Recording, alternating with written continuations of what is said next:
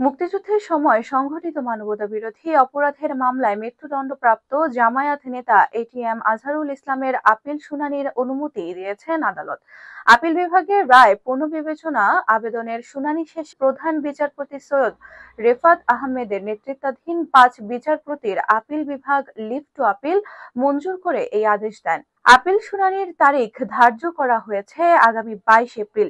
সেই সঙ্গে ২ সপ্তাহের মধ্যে আপিলের সারসংক্ষেপ জমা দিতে বলা হয়েছে। এটিএম আজহারুল ইসলামের পক্ষে শুনানি করেন ব্যারিস্টার এহসান সিদ্দিক, সঙ্গে ছিলেন আইনজীবী মোহাম্মদ শিশির মনির। আদেশের পর এহসান সিদ্দিক বলেন, ৪টি গ্রাউন্ডে রিভিউ অ্যালাউড হয়েছে। এর মধ্যে রয়েছে আপিল বিভাগ যে রায় দিয়েছেন সেখানে আন্তর্জাতিক আইন মানা হয়নি। আন্তর্জাতিক আইন বাদ দেওয়া হয়েছিল অসৎ উদ্দেশ্যে। সাক্ষী বলছে তাকে ৫ কিলোমিটার দূর থেকে দেখে চিহ্নিত করেছে, যা সম্ভব না, এবং কিছু ডকুমেন্ট আদালত কনসিডার করেনি। সেখানে সাক্ষী বলেছে এটিএম আজহারুল তার ক্লাসমেট। আসলে ওই সাক্ষী এটিএম আজহারুলের ক্লাসমেট ছিল না। তিনি বলেন, মানবতা বিরোধী অপরাধের কোনো মামলায় রিভিউ আবেদনের পরিপ্রেক্ষিতে এই প্রথম লিভ মঞ্জুর হলো।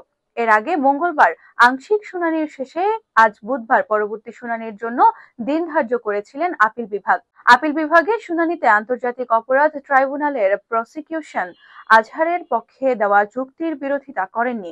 মানবতা বিরোধী অপরাধে জড়িত থাকার মামলায় ২০১৪ সালের ৩০ ডিসেম্বর এটিএম আজহারুল ইসলামকে মৃত্যুদণ্ডাদেশ দেন আন্তর্জাতিক অপরাধ ট্রাইব্যুনাল। এর বিরুদ্ধে আপিল করলে ২০১৯ সালের ৩১ অক্টোবর মৃত্যুদণ্ড বহাল রাখেন আপিল বিভাগ। এরপর ওই রায় রিভিউ চেয়ে ২০২০ সালের ১৯ জুলাই আপিল বিভাগে আবেদন করা হয়। এদিকে এই জামায়াতের নেতার দ্রুত মুক্তির দাবিতে ১৮ ফেব্রুয়ারি সারা দেশে বিক্ষোভ মিছিল ও সমাবেশ করেছে দলটির নেতাকর্মীরা। তাদের দাবি, অন্যায়ভাবে এটিএম আজহারকে গত ১৩ বছর ধরে কারাগারে রেখেছে আওয়ামী লীগ সরকার। তাই আওয়ামী লীগের পতনের পর ৬ মাস পর হলেও তার মুক্তি না মেলায় তারা বাধ্য হয়ে রাজপথে নেমেছেন। সেই সঙ্গে তার মুক্তি না হওয়া পর্যন্ত রাজপথে থাকারও ঘোষণা দিয়েছেন জামায়াতের নেতাকর্মীরা।